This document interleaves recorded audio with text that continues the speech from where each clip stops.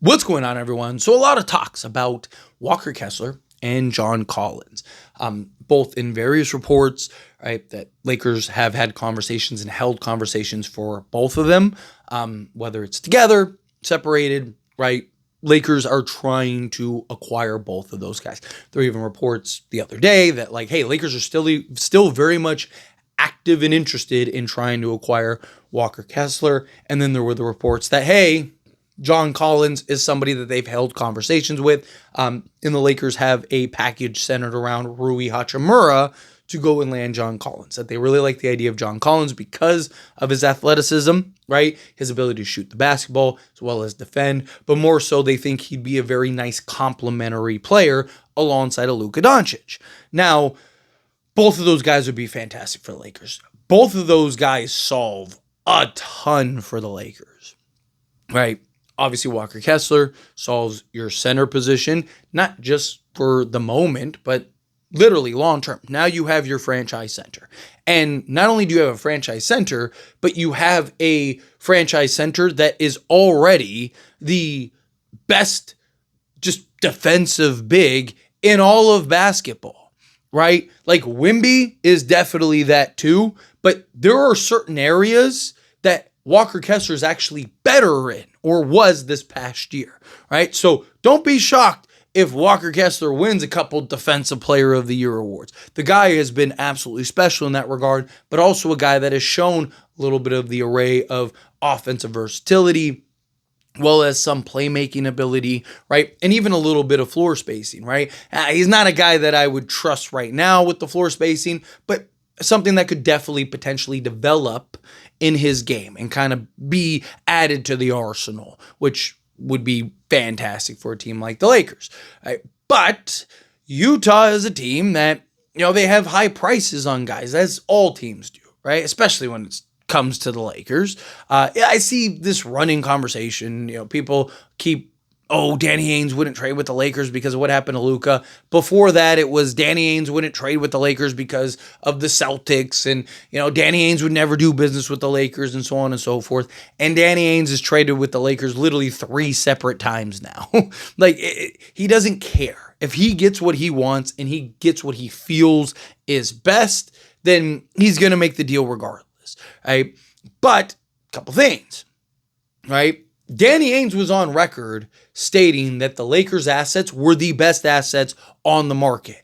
That was before the Luka trade. The reason he said that was because he knew LeBron's retiring in a couple years, or maybe, right? Like, who knows how long he plays, but that LeBron is more likely not retiring in a couple years, and then Anthony Davis is going to age out, or he's going to retire, and the Lakers are going to be a dumpster fire, and I'm going to be able to get all the picks and all that stuff, right? So he was willing to do that. Now, you got Luka Doncic, so that changes everything. Oh, and by the way, the Lakers just got a new owner that has deep pockets and is going to spend whatever it takes in order to win.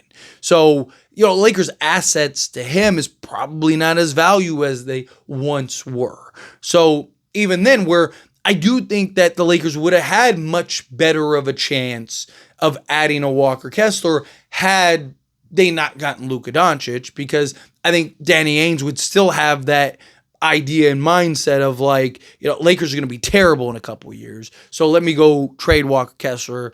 Well, I don't believe Walker Kessler is going to be enough to elevate them by himself, right?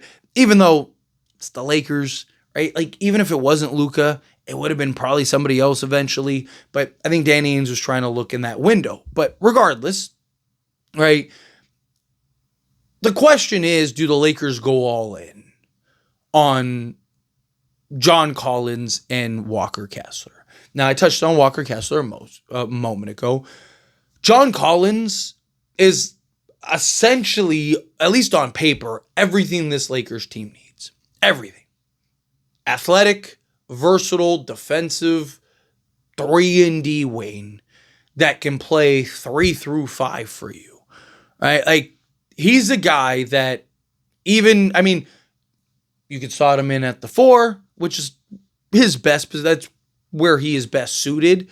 But he's a good rebounder, excellent shot maker these last few seasons, hyper athletic. Oh, and by the way, we have seen the last few years what a guy like John Collins does for title contending teams.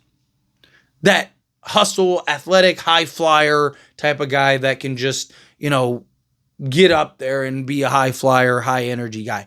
And I know some people talk about John Collins, he has this low motor and whatnot. He didn't when he first came in. He was excellent for Atlanta when he came in the league. And then for whatever reason, literally from the moment they got him, they were trying to trade him. They were trying to get rid of him. I mean, literally, like, the guy was like a 20-10 guy, and they were like, yeah, we need to get rid of him. And it was like, no one understood why they wanted to. I mean, there was genuine criticism about, like, why are they trying to trade John Collins? And eventually they were able to trade him. And, it was just kind of one of those things where he looked like a guy that was defeated, right? He looked like a guy that lost his confidence. The whole, like, why don't they want me, man? Right? Like, that whole thing. Like, that's kind of what it felt like. And that's why, a year ago, I said, I don't know how I feel about John Collins. I think the Lakers should stay away from John Collins, right? Because of a lot of the issues we saw towards the end of his tenure with Atlanta, right? But then he got to Utah, got an actual role, and got actual consistency and opportunity, and you saw the type of player he could be. You saw that, hey, no, wait a minute, this guy is everything that I thought he was, and then some. Right? It was just the kind of confidence killer. You don't think that there is a difference between playing alongside LeBron James and Luka Doncic and contending for NBA championships, or playing for Atlanta and Utah? Look at Obi Toppin wasn't getting as much love as he is right now when he was on the Knicks, right? Went to Indiana, and look how great he's been for Indiana. Aaron Gordon, which, by the way, Aaron Gordon was good. He was good for Orlando. He became a completely different player with Denver. You look at PJ Washington. PJ Washington, like, no one was talking about PJ Washington. Daniel Gafford even. Nobody was talking about PJ Washington and Daniel Gafford. And then they went to Dallas, and PJ Washington literally became their defensive anchor. He was like one of the worst defensive players on Charlotte at that time. But it's very different when you're on a team like Charlotte and you're getting blown out by 30 every night, and there's no incentive to compete and be good. And then you go to a team like Dallas where you have Luka and you're playing for NBA championships. Right? Again, everything changes in that regard. You don't think John Collins is going to be extra motivated and excited and amped to be on the Lakers? Of course he is, right? And then you get both him and Walker Kessler to slot in alongside Luka and LeBron James. I think that's a no-brainer. Problem is, like I said earlier, would you go all in for him? Because I don't think, again, you never know, but I don't think Dalton Connect in the 2031 first is going to be enough to get John Collins and a Walker Kessler. Now, John Collins, I don't really think is the hard part, right? I mean, no, honestly, Rui in the 55th pick, boom, give me John Collins.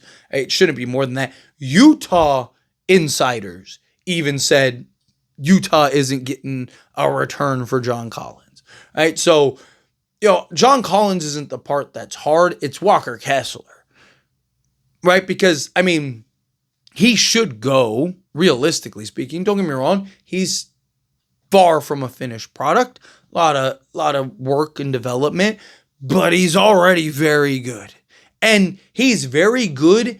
I mean, he's elite. Not very good is an understatement, right? Like, he is elite in the areas that the Lakers really need an elite big man in, such as rim protection and defense, right? Rebounding the basketball, things like that.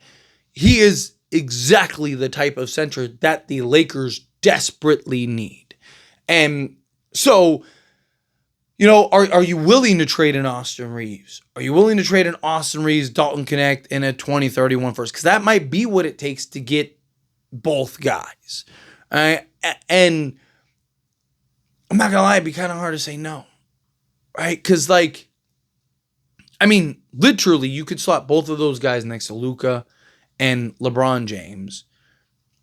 I mean, John Collins averaged nearly the same stat line as Austin Reeves, right? As like a big man.